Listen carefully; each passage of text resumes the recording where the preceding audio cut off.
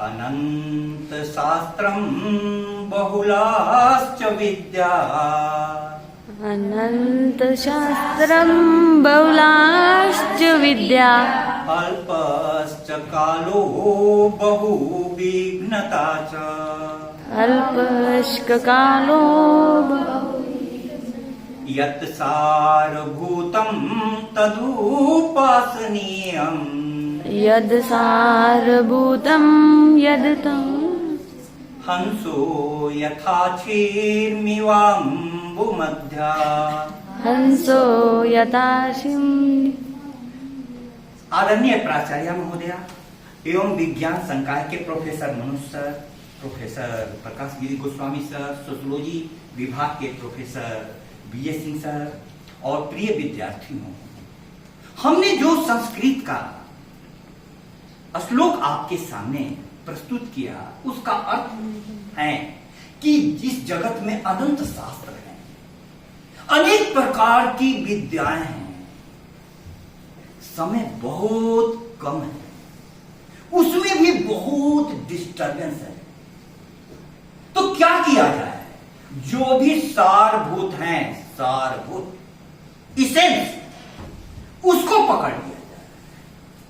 जैसे हंस पानी को छोड़ देता है, दूध को पी लेता है, मुख्य पकड़ लेता है, मुख्य को पकड़ो।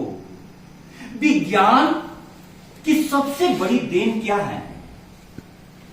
3 इडियट फिल्म आपने देखी है? 3 इडियट फिल्म में क्या बताया गया? विज्ञान क्या करता है? विज्ञान कठिन से कठिन बातों को सरल से सरलतर कर देता है और सरलतम की खोज में निकल जाता है। सरल से सरलतर, फिर भी वहां रुकता नहीं है, सरलतम की खोज में निकल जाता है। विज्ञान का अर्थ होता है वी माने विशेष ज्ञान, विशेष प्रकाश से जानना। तुमको कोई पदार्थ दिखाई दे रहा है तो वैज्ञानिक ने सोचा कि ये पदार्थ है क्या? तो मैटर को वो तोड़ते गए तो छोटा से छोटा होता गया। जैसे शब्द है विज्ञान, इसको तोड़ते जाओ तो वर्ण बचेगा, ध्वनि बचेगी, व प्लस ई, ऐसे। तो वर्ण की परिभाषा दी गई, ध्वनि की परिभाषा दी गई, शब्द के सबसे छोटे से छोटे अंश को जिसके और टुकड़े नहीं किए जा सके उसको ध्वनि कहते हैं, उसके लिखित रूप को वर्ण या अक्षर कहते हैं। वैज्ञानिकों ने पदार्थ को तोड़ना शुरू किया और पदार्थ को तोड़ते वे पहुंचे कि अणु, परमाणु, वहां पर भी नहीं रोके, प्रोटॉन, इलेक्ट्रॉन, न्यूट्रॉन। उसके बाद उनको एक प्रयोग आगे बढ़ा तो इतनी बड़ी शक्ति का पता चला, इतनी बड़ी शक्ति का, जिससे परमाणु बम बना, एटम बम। और एटम बम की शक्ति पूरी तरह से वैज्ञानिकों ने बनाई थी कि इससे बहुत सृजनशील दुनिया हो जाएगी, बहुत बड़े बड़े काम होंगे। लेकिन वो शक्ति पड़ गई राजनीतिज्ञों के हाथ में, और क्या मिला जगत को? हिरोशिमा और नागासाकी। एटम बम के गिरते ही कुछ ही क्षणों में लाखों लोग जिस स्थिति में थे उसी स्थिति में रह गए। लेकिन एक तो बात पता चल गई कि विज्ञान इतनी बड़ी शक्ति का स्रोत है कि पूरे विश्व को इसके प्रति गहरी रुचि जग गई। प्राचीन काल से ही गहरी रुचि जग गई। ये तो हुआ विज्ञान की बात। एक और खोज हुई थी हमारी संस्कृति में, पदार्थ के बारे में खोज की गई। वैशेषिक दर्शन यदि आप पढ़ेंगे तो उसमें पदार्थ के 7 प्रकार बताए गए। लेकिन एक और एटम शक्ति का पता चला, आत्मशक्ति की भी खोज की गई। आत्मशक्ति जिसको हम चेतना कहें, उसकी भी खोज। एटम बम से इतना बड़ा नुकसान हो सकता है। तो अब जरूरत पड़ी विश्व को कि आत्मशक्ति की जरूरत है, जिससे बहुत बड़ा सृजन भी हो सकता है। विज्ञान तो तटस्थ है, आप किस रूप में उसका प्रयोग करते हैं यह आप पर निर्भर है, यह आप पर निर्भर है। तो ये विज्ञान ने पदार्थ की खोज की, एक और दृष्टि थी खोज करने की, उसने खोज की आत्मा की, आत्मा की। आज इन दोनों शक्तियों की जरूरत है। विज्ञान ने पदार्थ के इतने राज खोल दिए कि पूरा विश्व, जहां कभी डूंगरपुर से बांसवाड़ा आने में दिन लग जाते थे, वहां आप सुबह में भारत से चलिए, दोपहर का खाना यूरोप में खाइए और रात का खाना अमेरिका में खाइए। ग्लोबल विलेज बन गया, ग्लोबल विलेज। इतना ही नहीं, आप जब कभी भी किसी को रिंग कीजिए, उससे बात कर लीजिए। कितनी सुविधा इस छोटे से मोबाइल पर मिल रही है। आप देखो, विज्ञान इतना जीवन को सुख सुविधा से भर दिया कि हम लोगों का, जानने वालों का कहना है कि इस जगत में कोई भी भूखा नहीं मरे। विज्ञान ने इतनी दौलत पैदा कर दी है, इतना अन्न का भंडार पैदा कर दिया है। अभी स्वामीनाथन साहब को भारत रत्न दिया गया, हरित क्रांति के जनक विज्ञान। हम लोग रमन साहब के बारे में लघु फिल्म देख रहे थे, क्या दिखाया गया, क्या दिखाया गया। उनमें खोज की एक इतनी बड़ी ललक थी कि वो खोज उनका कहां से कहां उनको ले गया। फाइनेंस डिपार्टमेंट में नौकरी लगी, लेकिन उन्होंने अपनी खोज जारी रखी और ऐसा खोज दिया, रमन इफेक्ट। आप आश्चर्य करेंगे, 28 फरवरी राष्ट्रीय विज्ञान दिवस उनका जन्म दिवस नहीं था। क्या भारत ने संदेश दिया है। उनका जन्म दिवस नहीं, उनका एक कर्म दिवस था। 28 फरवरी को ये अद्भुत दिवस मुझको लगता है। इसी दिन उन्होंने रमन इफेक्ट की खोज की, कितनी बड़ी महिमा है। अब देखो, अब हमारे पास सुख सुविधाएं काफी हो गई जगत में, लेकिन विज्ञान ने जितनी भी सुख सुविधाएं दी, उसका हम लोग कर क्या रहे हैं। रूस यूक्रेन युद्ध में क्या हो रहा है, इजराइल और वो जो बगल का इलाका है जहां हमास के आतंकवादी छुपे हुए हैं, वहां क्या हो रहा है। पूरा विश्व फिर से विश्व युद्ध के कगार पर है। इतने प्रकार के रॉकेट, इतने प्रकार के विनाशक बम, परमाणु बम का तो हम लोगों ने देखा था, लेकिन अभी वैज्ञानिकों ने हाइड्रोजन बम बना लिया है, जिसकी सामर्थ्य इतनी है कि पूरे विश्व को 7 बार नष्ट किया जा सकता है। अरे भैया, एक बार ही नष्ट कर दो, काफी है। तुम मारने के बाद भी छोड़ोगे नहीं। वैज्ञानिकों ने क्या दिया था, उसका उपयोग क्या किया गया। अब जरूरत है जगत को धर्म की, धर्म की। एक तो विज्ञान हुआ, अब धर्म माने क्या हुआ, जो तुमको धारण करे। धर्म माने क्या हुआ, जो हमारे सह अस्तित्व को बचाए। धर्म माने क्या हुआ, जो महावीर की भाषा में कहूं, महावीर की भाषा में बोलते थे कि पत्थर में भी चेतना है। इस पत्थर में आपको चेतना दिखाई देती है, उनको दिखाई देती है, बस डिग्री का अंतर है। स्वामी विवेकानंद के शब्दों में कहूं तो बोलते थे कि छोटे से छोटे जीव अमीबा और बड़ा से बड़ा महापुरुष गौतम बुद्ध, दोनों में अंतर बस इतना ही है कि अमीबा के ऊपर अज्ञान की परतें जमी हुई हैं और गौतम बुद्ध ने अपने अज्ञान की सारी परतों को हटा दिया। ये धर्म उसकी तलाश है, हम खोज रहे हैं उसे जो आस पास है। जिंदगी अपने लिए घर की तलाश है, घर की तलाश है।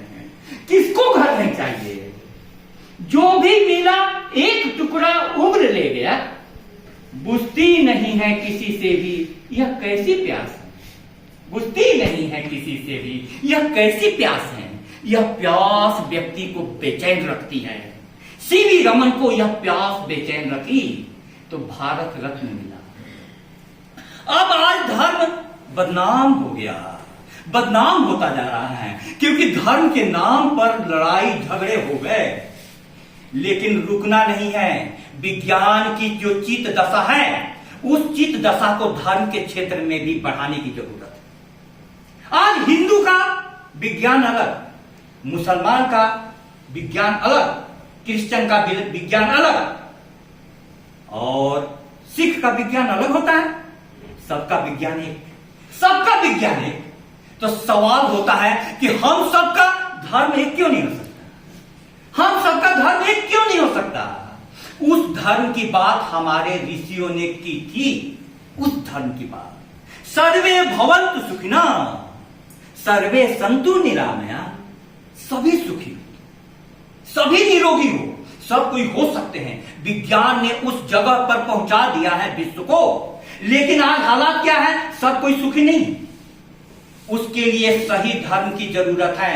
धर्म जो मानवता का, धर्म जो पूरी तरीके से जड़ से लेकर चेतन सभी के लिए हो, सबके लिए हो धर्म। तुम आश्चर्य करोगे कि हमारे वैज्ञानिकों ने जो कुछ किया वो सब पर लागू होता है, सब पर लागू होता है। अब मैं आपको कहना ये चाह रहा हूं कि ये धर्म जो है, धर्म में वनस्पति से लेकर के आप देखोगे, ध्यान से सुनना, वनस्पति बोटनी की पढ़ाई की जाती है, उसमें क्या किया जाता है?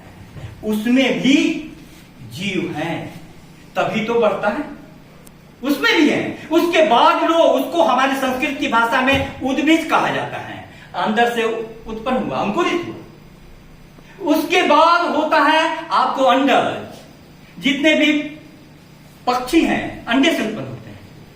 हाँ? उसके बाद होता है स्वेदज। तुम लोगों के बालों में कभी जू आ जाता है कि नहीं? कहां से आ गया जू? कहां से आ गया? पसीने। स्वेदज। उसके बाद जरायुज, जरायुज माने मनुष्य, जितने भी जीव जंतु हैं। अब देखो, इन पर भी खोज होनी चाहिए कि नहीं होनी चाहिए? तो हमारे वैज्ञानिकों ने जो कुछ हमें दिया, कितनी बड़ी शक्ति विज्ञान ने दी है। पूरा जगत खुश हो सकता है, पूरा जगत समृद्धि को प्राप्त कर सकता है। इतना वैज्ञानिकों ने अन्न उपजा दिए हैं। सोचो, ऐसे इतने प्रकार के बम बनाए जा सकते हैं, इतने प्रकार के हथियार बनाए जा सकते हैं, तो उतने ही प्रकार के सिंथेटिक फूड नहीं बनाए जा सकते हैं? अब ऊपर जो वैज्ञानिक चाह रहे हैं, उनके लिए है कि कौन इतना चावल, इतना खाना लेकर के जाएगा? एक टेबलेट खा करके जाओ और सालों भर तक तुमको भूख ही नहीं लगेगी। अब तो महीना ऐसे ऐसे टेबलेट आ गए हैं, एक खा लो और पूरी आराम से परीक्षा दो, परीक्षा के बाद फिर खाना। हमारे यहाँ तो खाने के लिए इतना होता है कि हम बच्चों से पूछते हैं कितनी बार खाते हो? 4 बार। लगता है कि ये खाने के लिए ही इन्होंने अवतार लिया है। अब देखो, तो आदमी विज्ञान क्या कर सकता है तुम्हारे लिए? सारी सुविधाएं दे सकता है। तो एक छोटी सी कहानी सुना करके मैं अपनी बात समाप्त करूं। कहानी ध्यान से सुनना। कहानी क्या है? समृद्धि इतनी आ गई, सब घरों में मोबाइल आ गई। आज ही का पेपर मैंने पढ़ा कि पति ने मोबाइल के मुद्दे पर पत्नी से लड़ाई हुई और कुल्हाड़ी से उसको काट दिया और फिर अपने आग लगा लिया घर में। किसकी जरूरत है? विज्ञान ने तो दिया, लेकिन आपने क्या किया? आपने क्या किया? आपने समृद्धि आई, हमारे यहां शांति नहीं है। क्या नहीं है? शांति नहीं है। तो अंत में यह हुआ, मैं कहानी कह रहा हूं आपके लिए थोड़ा सा बनाकर। भारत माता बीमार हो गई। भारत माता बीमार हो गई। बीमार करने वाले लोग कौन हैं? ये सब हम जानते हैं। बीमार हो गई भारत माता, क्योंकि पूरे विश्व को किसने बांटा? राजनीति ने बांटा है। राजनीति ने बांटा है। नहीं तो धरती तो एक मिली थी। हिंदुस्तान, पाकिस्तान, ईरान, अफगानिस्तान कहां थे? राजनीति ने बांटा। भारत माता बीमार हो गई तो वैद्य को बुलाया गया, इनको ठीक कीजिए। एक फकीर आया, उसने कहा कि भारत माता को कोई खास बीमारी नहीं, बस इनको उस आदमी के वस्त्र पहना दिए जाएं जो समृद्ध भी हो और शांत भी। क्या हो? समृद्ध भी हो और शांत, दोनों चाहिए। बाहर में सुख सुविधाएं भी पूरी हो और आंतरिक शांति भी पूरी हो। हमारी सुख सुविधाएं बढ़ गई, लेकिन आंतरिक अशांति उतने ही बढ़ गई। आज अमेरिका में, विश्व के विकसित देशों में हालत बहुत खराब है। 10 में से पढ़े लिखे लोग 4 जो हैं दिमाग के पास अपने दिमाग का इलाज करा रहे, 3 जो है लाइन लगाए हुए हैं, अब बाकी 3 भी शांत नहीं है। भारत माता की तबीयत खराब होती चली गई, लोगों ने ढूंढना शुरू किया, तो संसद में ही सबसे पहले पूछा जाए कि आपके पास अपना कोई वस्त्र दे दे भारत माता को। तो सबने कहा, राजनीतिज्ञों ने, कि मैं समृद्ध तो बहुत हूं, काफी समृद्धि, काफी पैसा है, लेकिन शांत नहीं हूं। कौन शांत होगा? कभी इस पार्टी में जाओ, कभी उस पार्टी में जाओ, पता ही नहीं चलता है कि सुबह में किस पार्टी में है और शाम में किस पार्टी में है। अब तो फोन कर करके पूछा जाता है कि सर इस समय आप कहाँ हैं? यही स्थिति हो गई, यही स्थिति हो गई, यही स्थिति हो गई। तो उन्होंने कह दिया, इतना तो ईमानदारी बरती कि शांति नहीं।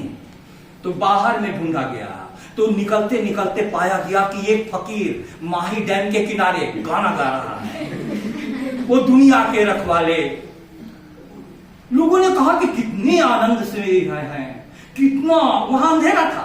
लोगों ने गए और उन्होंने कहा कि अरे फकीर साहब आप ही को ढूंढ रहे थे, आपका गाना सुन करके आनंद हो गया, कितना प्यारा गाना आप गाते हैं, आप कितने आनंदित हैं, हाँ आप में शांति भी दिखाई दे रही है, आप अपना वस्त्र दे दीजिए। तो उसने, क्योंकि भारत माता को बचाना है, उसने कहा कि मैं भारत माता के लिए वस्त्र क्या अपना जान दे दूंगा, लेकिन थोड़ा लाइट तो जलाओ। लाइट जलाया गया तो उसके ऊपर वस्त्र ही नहीं था, वस्त्र ही नहीं था। भारत की देखिए कल्पना, यहां झोपड़ी में भी लोगों ने गीत गाए हैं और महलों में भी लोग रो रहे हैं, महलों में भी लोग रो रहे हैं। आखिर क्या हुआ? विज्ञान और धर्म का मिलन होना चाहिए, विज्ञान और धर्म का मिलन होना चाहिए। मैं परमात्मा से प्रार्थना करूं कि राष्ट्रीय विज्ञान दिवस पर जो हमारे साथ आपकी चर्चा हुई, आपके जीवन में समृद्धि भी आए। आपने बहुत अच्छे कपड़े पहन रखे हैं, आप बहुत अच्छे पेट में चीजें डालते हैं, बगल में ही सारे मिष्ठान और सारी कचौरियों और गोलगप्पे की दुकान, लेकिन आप दिलो दिमाग में क्या डालते हैं? क्योंकि शांति तो वहां से मिलेगी। आपके दिमाग कैसे शांत रहे? मैंने कहा कि प्रश्न पूछो, किसी के भी मन में प्रश्न नहीं। जानते हैं, सिर्फ 2 प्रकार के आदमियों को कोई प्रश्न नहीं होता है। या तो कोई सर्वज्ञ हो तो उसको कोई प्रश्न नहीं, क्योंकि सब कुछ जान गया, या तो कोई पूरा अज्ञ हो, कुछ नहीं जानते हैं, उसको प्रश्न। आप बताइए, आप लोग कौन से हैं? सर्वज्ञ है कि अज्ञ है? मेरे प्यारे विद्यार्थियों, मैं इतना ही कहना चाहता हूं कि एक चिंता की बात है, आप पढ़ें तो आपके पास प्रश्न हो। और जो फिल्म दिखाई गई सीवी रमन, उनका संदेश यही था, क्यों दूर हट के जाएं हम दिल की सरजमी से, दोनों जहां की सैरे हासिल है सब यहीं से। यह राज सुन रहे हैं एक मौज तहनसी से, डूबे हैं हम जहां पर उभरेंगे फिर वहीं से, डूबे हैं हम जहां पर उभरेंगे फिर वहीं से। उन्होंने क्या कहा? लाइन क्या लिखी गई? Master of failure. कुछ लोग ऐसे होते हैं जीवन में कि आप पत्थर फेंकिए तो पत्थर को सीढ़ियां बनाकर वे ऊपर चढ़ जाते हैं।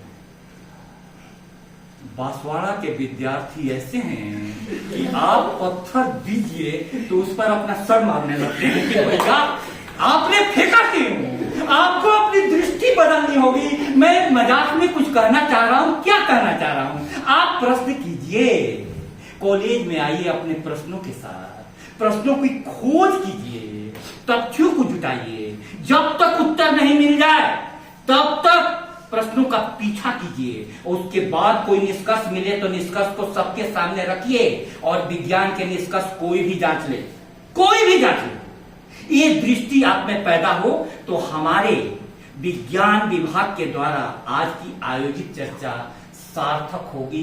बहुत बहुत धन्यवाद।